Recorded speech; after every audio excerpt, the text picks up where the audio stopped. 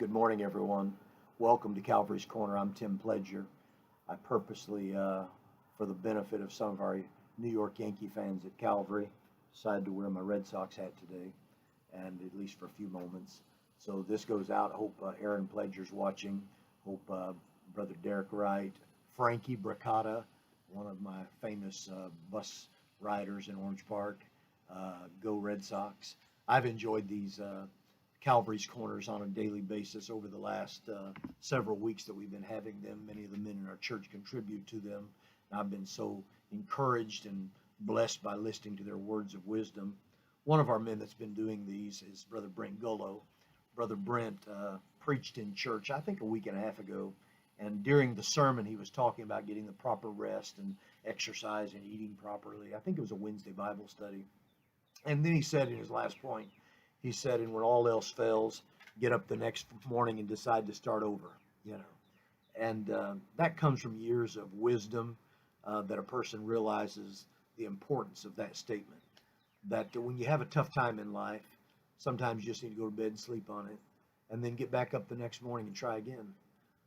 The Bible says a just man falleth 7 times and riseth up again. That's Proverbs 24:16. But the wicked will fall into mischief.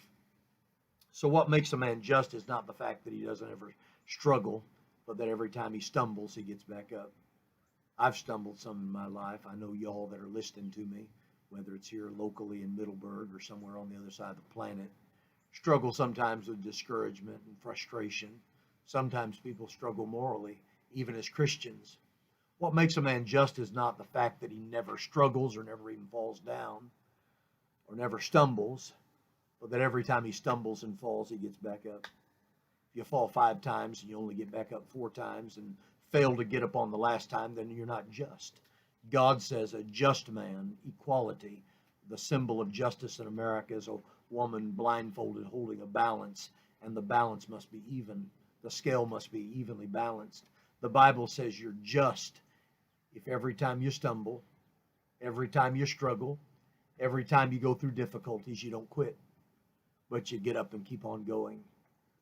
George Grenfell, a famous African missionary, was born in 1849. He was a single man. He was saved at a Baptist church. His parents were Anglicans, but as he got older, he joined the Baptist church, was saved and baptized. He became a missionary with the Baptist Missionary Society in England. He traveled to be with Alfred Saker, a famous missionary in West Africa, particularly in Cameroon, one of the founding missionaries in that part of Africa. After just a couple of 3 years, it became found out that George had fallen into immorality with a young African woman. He'd had a baby out of wedlock, or she had, both of them guilty of sin. And so he was dismissed from the ranks of the Baptist mission there in Cameroon. He sat on the sidelines for a number of years. He did the right thing. He married the woman. He began to raise multiple children in their family and attempt to try to serve the Lord and find purpose in his life. Well, at the same time that all of this was happening, missionaries with the Baptist Missions Society were trying to, south of Cameroon into the Congo region, trying to work inwardly. They had settled churches and missions along the coast of Africa, but not gone inward with the gospel more than maybe a couple of 100 miles.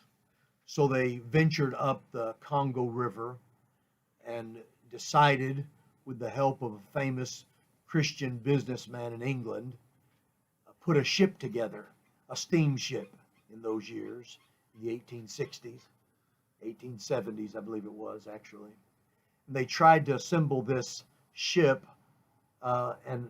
in the Congo after bringing it by boats in cargo boxes and hauling it to what was called the Stanley Pool, which was a pool of water that was a deep area of the Congo River between Kinshasa and Brazzaville. And unfortunately, the engineer that they sent down from Europe, because of all the disease that was rampant, died. They waited and for another engineer to arrive, and several weeks and even months passed, and a second one arrived, and unfortunately he became diseased and he died. A third one as well. Finally, they knew that Grenfell was there in Cameroon and was capable of mechanics and engineering, though I don't believe he was formally trained. He worked in a store and had a lot of experience in these matters. And so they reached out to him and asked him if he would come and help them to assemble this steamship they were going to call the Peace. This ship was going to be assembled for the purpose of venturing up the Congo River and going to many, many unreached villages with the gospel.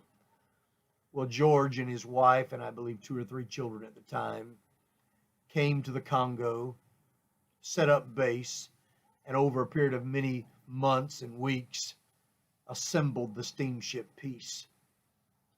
And then for the next 25 years, he and his wife and their family would travel upon that boat.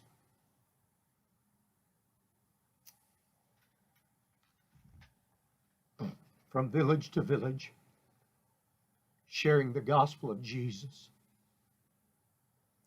to people who otherwise had never heard. He traveled many, many hundreds of miles propagating the gospel. I think of a man like George Grenfell.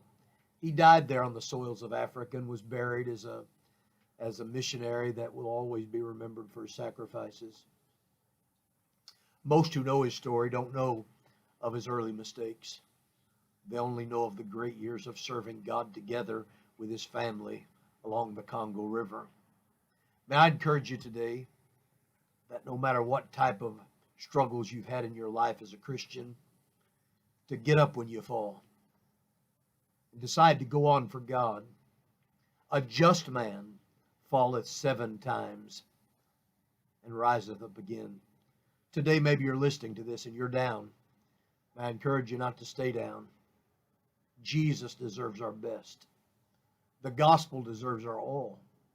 So you've made a mistake and maybe even brought shame to your own family and to your own name and to your heritage. Don't stay down. A just man, he falls. It's no excuse, but he falls over and over again. And yet every time, he rises up again. I hope y'all have a good day. I hope you'll think about this as you go about your day. If you're down today, whether you're down outwardly or inwardly, spiritually, sometimes we can be down and nobody knows except us and God. But get up. Jesus deserves your best. Would you go on and would you continue to put him first in your life? I hope this has been a blessing to you.